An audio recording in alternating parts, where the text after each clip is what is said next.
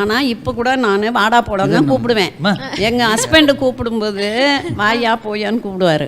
ஆனால் எனக்கு வந்து வாடா போடான்னு கூப்பிட்டாதான் நான் அம்மாங்கிற உரிமை இருக்கிற மாதிரி எனக்கு ஒரு ஃபீலிங்கு. அதனால நான் அப்படி தான் ரவியும் அப்படி தான் கூப்பிடுவேன், ராஜாவும் அப்படி தான் கூப்பிடுவேன்.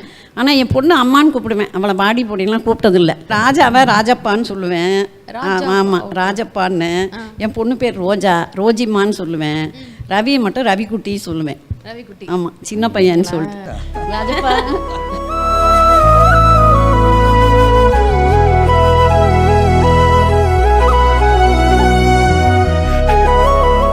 நாளையில வெயிட் போட்டு போவேன். அப்போ கூட என்னடா இழைச்சிட்டேம்பாங்க, அதுதான் கொஞ்சம் கடுப்பாக இருக்கும் எப்போவுமே. இல்லை எப்போ பார்த்தாலும் இழைச்சிருக்க மாதிரி தான் தெரியும். ரவி தான் ரொம்ப கோவப்படுவான் என்கிட்ட. என் ப்ரொஃபஷன்லேயே நானே எரிச்சலாக இருக்கேன், பாடி இது டயட்டில் இருக்கேன், இப்போ போய் நீ சாப்பிடுன்னு சொல்கிறியேன்னு திட்டுவான் என்ன. எப்போ பார்த்தாலும் எனக்கும் ரவிக்கும் கொஞ்சம் அப்படி இந்த மாதிரி வரும். நல்லா சாப்பிட்றாம சும்மா வந்து காலை முதுகு வலி வரும் அவனுக்கு அடிக்கடி, ரொம்ப எக்ஸசைஸ் பண்ணாதமே. என் ப்ரொஃபஷன் அப்படி, நீ பேசாமல் இரு அப்படிமா. இது எம் குமரன் ஃபர்ஸ்ட் மூவில ஜெயம் படத்துல. ஜெயம் கரெக்ட்.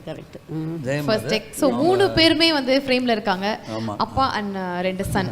இந்த பிக்சர் ஸ்டார்ட் பண்ணுறதுக்கு முன்னாடி அந்த ஏவிஎம் ஸ்டுடியோவில் வந்து சிவாஜி சார் ஸ்டாச்சு இருக்கு இல்லையா, அது முன்னாடி போய் ஒர்ஷிப் பண்ணிட்டு வர சொன்னார் அவங்க அப்பா. ஏன்னா அவர் ஆக்டிங், அவர் தான் அத்தாரிட்டி, அவர் முதல்ல அவர் பிளெஸ்ஸிங்ஸ் வாங்கிட்டு வாங்கன்னாங்க. அதுக்கப்புறம் தான் ஷூட்டிங்கே ஆரம்பித்தாங்க. அப்புறம் இதில் கமல் சார் பார்த்தோன்னே எனக்கு ஒன்று தோணுது. இவன் திட்டுவான் சொன்னான், இவன் வந்து சின்ன வயசுலேருந்து கமல் ஃபேனு. இவன் வந்து கமலோட ஃபோட்டோ எடுத்துக்கணும் ரொம்ப ஆசை. சரின்னு சொல்லிட்டு பேசும் படம்னு ஒரு படம், அது நாங்கள் ஒரு ஏரியா பண்ணியிருந்தோம். அப்போ கமல் சார் மீட் பண்ணி ஃபோட்டோ எடுத்தான். அப்போ ஒரு 13-14 வயசு இருக்கும் அவனுக்கு. சின்ன பையன், ஆனால் பயங்கர கமல் ஃபேனு. எப்போவுமே கமல்ஹாசன் ஃபேன் தான் அவன். அப்போ வந்து ஃபோட்டோ எடுக்கும்போது அவர் சத்யா இதுலேயோ ஷூட்டிங்கில் இருந்தாரா, அது முடிஞ்ச டைமான்னு தெரில. ஹேர்லாம் கம்மியாக இருந்தது அவர் தலையில். ஐயோ எனக்கு நல்லா ஹேர் தலையில் இருக்கும்போது ஃபோட்டோ எடுத்துக்கலையே அப்படின்னு ஒரு ஃபீல் பண்ணான். அப்போ விக்ரம் ஃபிலிம் ரிலீஸ் அப்போது அழுது அடம்பிடிச்சி ஃபர்ஸ்ட் டே பார்க்கணுன்னு சொல்லிட்டு கிருஷ்ணவேணி தியேட்டரில் வந்து ரோடுக்கு வெளியே நிற்குது க்யூ.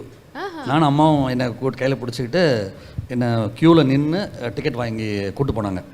கிருஷ்ணவேணி தியேட்டர் ரோட்டில் எங்கேயோ இருக்கு க்யூ. அது உங்களுக்கு ஞாபகம் இருக்கா? இல்லாமல் இருக்காது. பல வருடங்களுக்கு முன்னாடி இல்லையா? ஸோ அப்போ நீங்கள் யோசிச்சு பார்த்துருப்பீங்களா, ஃபர்ஸ்ட் படமா ஜெயம் ரவி சார் வச்சு எடுக்கிறோம், அது டைட்டில் வந்து ஜெயம். அதுவே ஒரு டேக்காக வந்து மாறி கடைசி வரைக்கும் அது அப்படியே வந்து ஒரு ஜேர்னியாக போகும் அப்படிங்கிறது எவ்வளோ பெரிய ஒரு விஷயம். அந்த இந்த லேடிஸ் 3 பேர் தான், அம்மா, என் தங்கச்சி, என்னுடைய ஒய்ஃப், 3 பேரும் அந்த முடிவெடுத்தாங்க. 3 பேரும் வந்து அவன் பேர் ரவி தான், அதில் மாத்திரம் வெள்ளம் வச்சுக்காதீங்க, அவனை ஜெயம் ரவின்னு சொல்லுவாங்க பாருங்க அப்படின்னு சொல்லிட்டு 3 பேரும் ஒன்றா சொன்னாங்க, ஒரு முடிவெடுத்து வந்தாங்க. ஆமாம். இல்லை அவங்க அப்பா சொன்னார், ஆடியன்ஸே உனக்கு பேர் வைப்பாங்க, நம்ம வச்சுக்க வேணான்னு. அதே மாதிரி ஜெயம் ரவி ஜெயம் ராஜான்னு தான் சொல்லிட்டு இருந்தாங்க. இவன் அப்புறம் இவங்க அப்பா பேர் முன்னாடி வச்சுக்கணும்னு போட்டுக்கிட்டான், மோகன் ராஜான்னு.